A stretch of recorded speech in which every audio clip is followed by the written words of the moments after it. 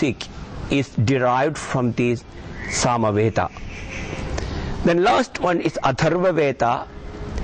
All the mantras which is there in this Atharva Veda is revealed to two rishi, mainly the Atharvana and Angiras.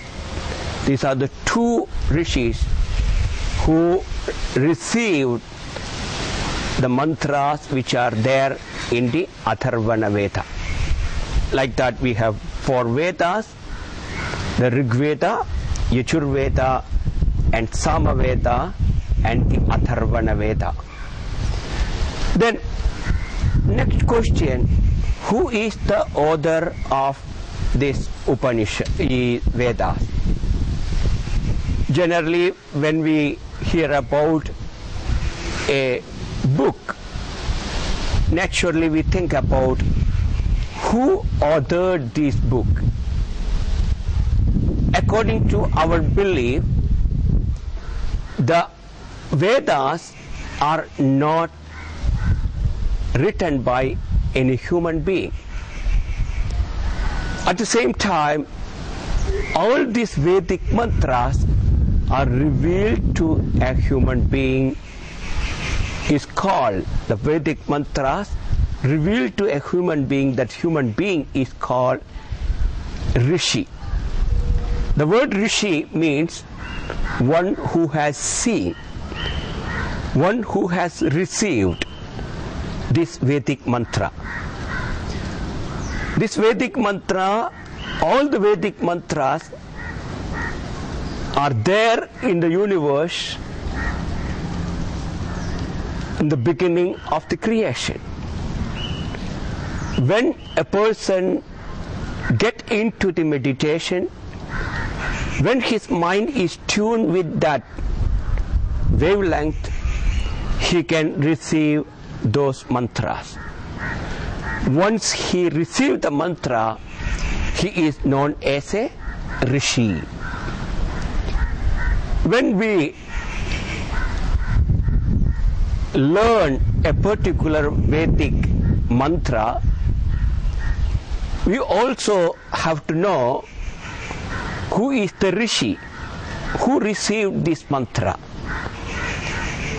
Because originally we believe the entire Veda is from the Lord Himself.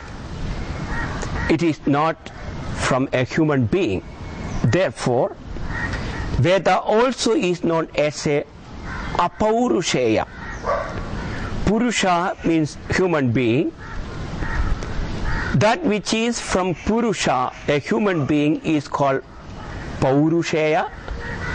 That which is not from the human being is called Apaurusheya. That means God Himself is the revealer or author. God is the author of the Vedas.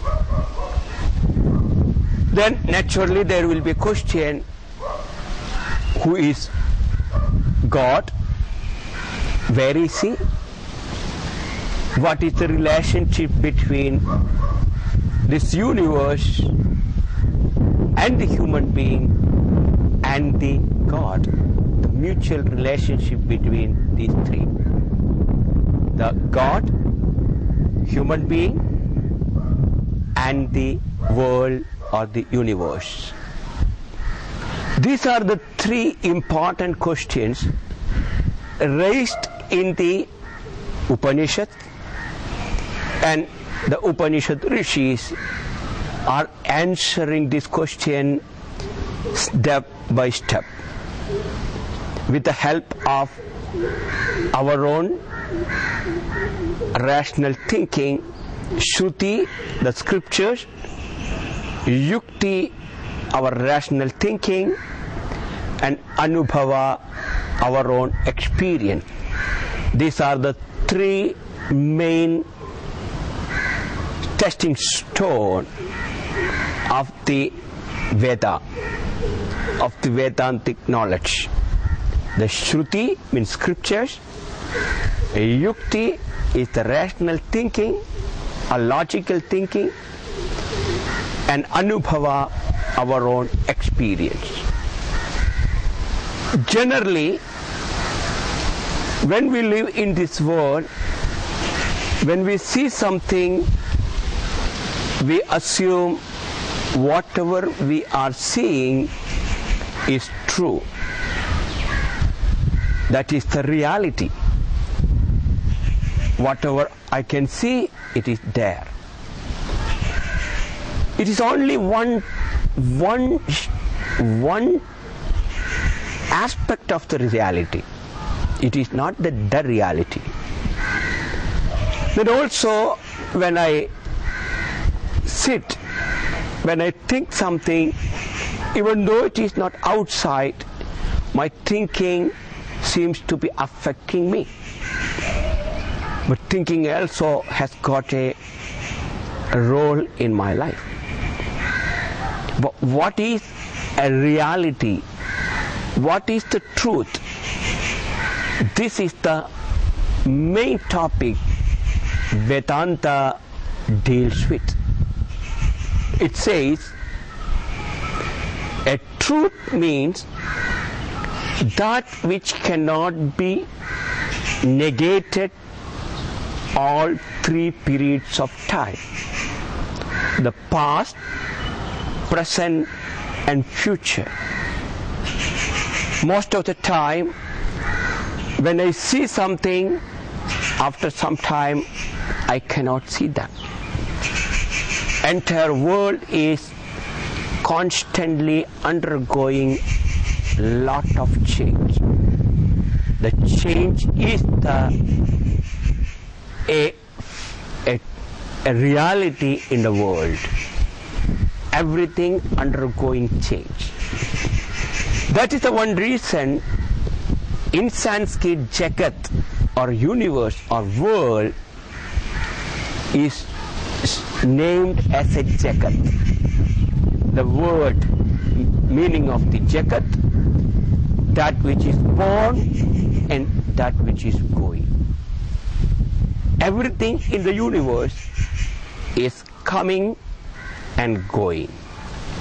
Nothing is permanent. Everything is coming and going. Naturally, there will be a question. Who is the one who is seeing this reality, that which is coming and going? If something is coming and going, there will be something which is never comes and never goes. What is that which never comes and never goes? That which is not coming and going is the truth, is the reality. That's why the Upanishad says the truth is never undergoing any kind of change. This inquiry into the truth is the inquiry into the scriptures. If a person wants to do this inquiry, the person also should have a necessary qualification.